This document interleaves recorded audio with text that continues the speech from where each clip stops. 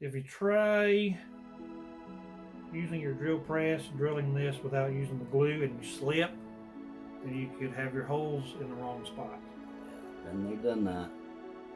I think most of us have. Yeah, you learn little tricks like that. So now, with it in place, I'm going to drill my holes for my pins. Also my shield holes. And my shield holes, since I'm using the original pins, I like to drill the holes out. They're going to be a little bit bigger, but when you put the pins in here,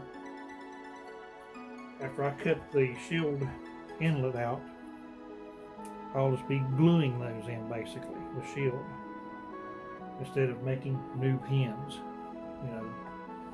Right. But it can be a little tedious making those little tiny pins or nickel silver. Okay, so next thing that I'm going to do, so I've got my holes drilled. I'm going to take my pin stock. This particular knife used brass, so I want to put brass back in it. Keep it original as I can. I'm going to sit here at my desk with my Dremel tool. I'm going to push the pin through. I use the same size drill bit as my pin stock. So whatever pin stock you use, keep your drill bits handy. That way it goes in, it's not too loose. And then what I'll do is I'll test it. Now if you can see this, I don't leave a lot.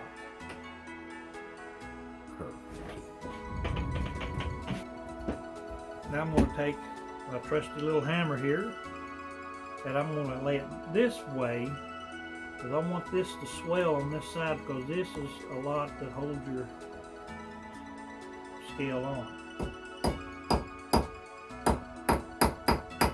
Okay, and I'm going to do this side. Now I'm going to pull. Alright, I'm pulling on that and pushing, it's not coming off. That end has been pinned on. So I'm going to cut another one for my rear pin.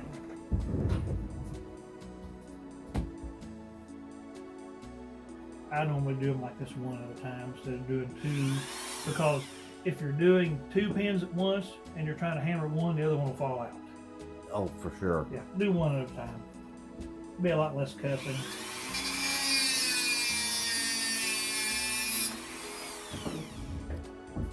Got my same thickness there.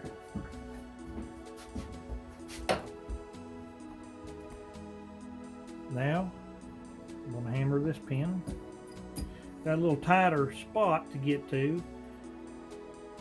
Now I'll turn this a little. I'm not going to have much more room, so I'll use my flat end of my hammer.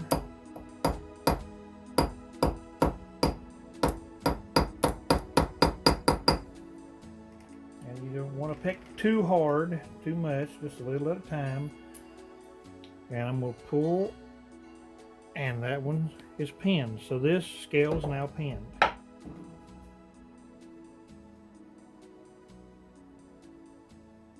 So now the next step, I'm going to put this on my sander, and I'm going to flush these pins.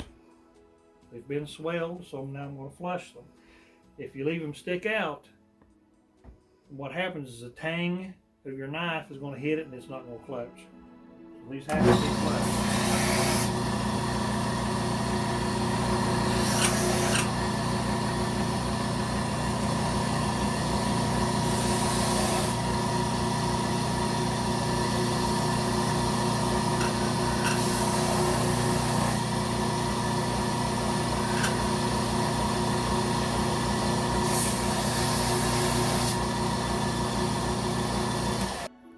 And now I've got my pins flushed on the inside. so that the blade tangs will not hit. Not as concerning back here because there's no blades on this end of this knife. That's good. So, okay, now what I'm going to do is I'm going to shape this, and I use my belt sander for that as well. And I'm going to trim off the excess.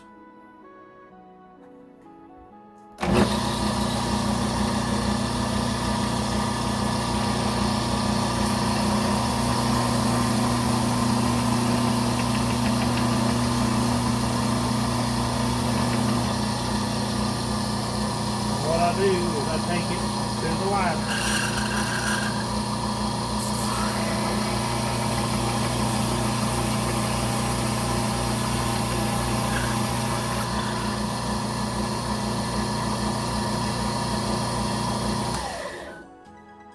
So right there we have it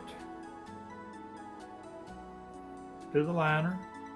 Now what I'm going to do is take these corners off. You got these sharp corners. You don't want sharp corners on your knife. So what I do is do it free-handed on my belt sander. What I do is I eye the bolster.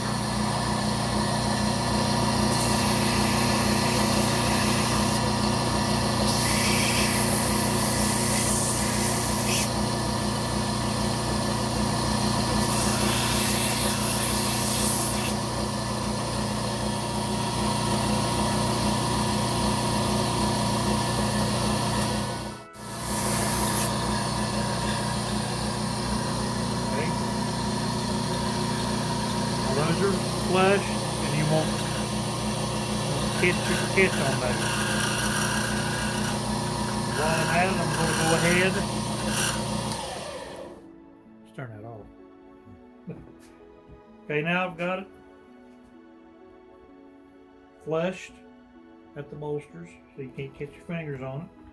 Now I'm going to go ahead and just trim off the excess of the pins on the outside.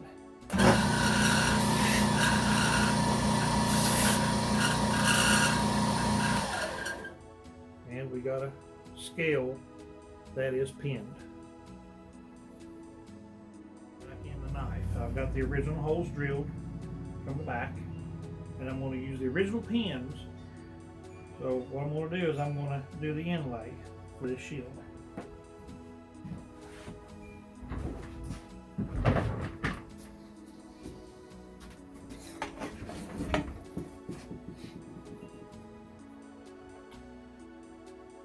First step that I do is I put the pin in the hole right on top, and then I take and I mark the outline of the shield.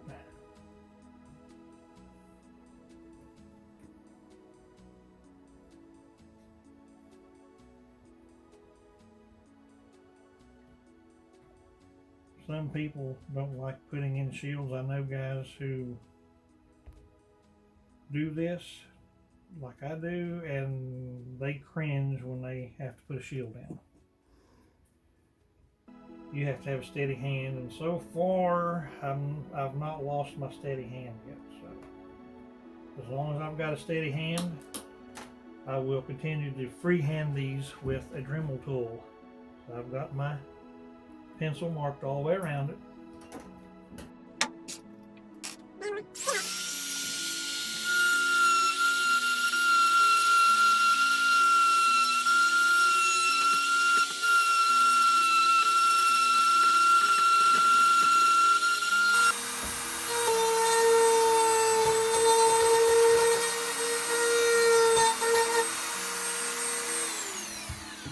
Now it's important as you go along to test and make sure that you're not cutting too much, too wide. Right there, we've almost got it. I'm going to take a little more out.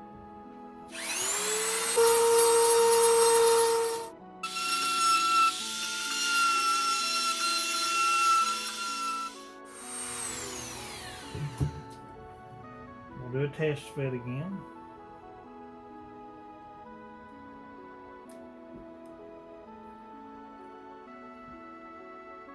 Still a little high right there.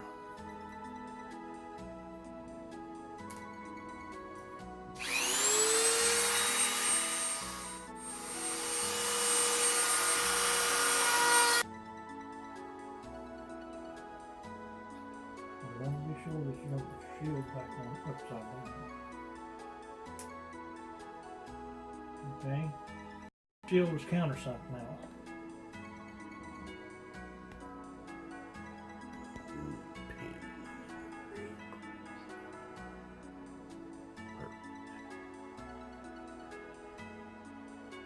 Okay.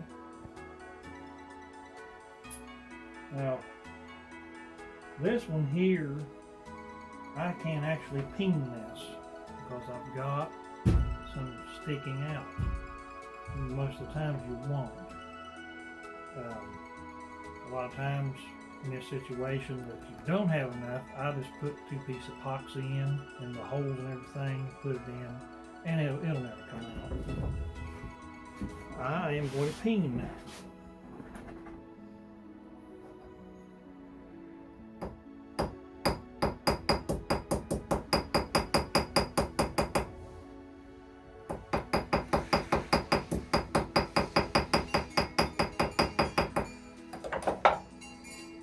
That shield,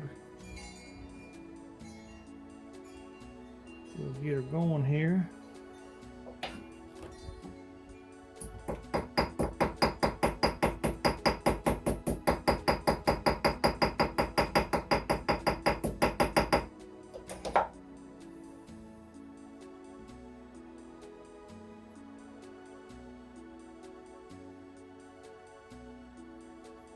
That shield is now pinged in.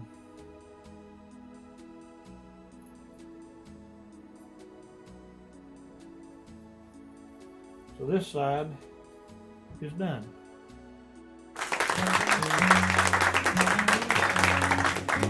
Hey guys, thanks for joining us for part 2 of Gary restoring the Claus. If you like what you see, please hit like and subscribe. You can click the little bell to make sure you get a notification when part 3 comes out in a few days. This was totally an impromptu video. We had just gone to visit Gary and spend some quality time with good friends. While we were there, we did a Switchblades After Dark Q&A, and then Gary says, hey, you want to go to the shop and do a video? We can do a rescale maybe?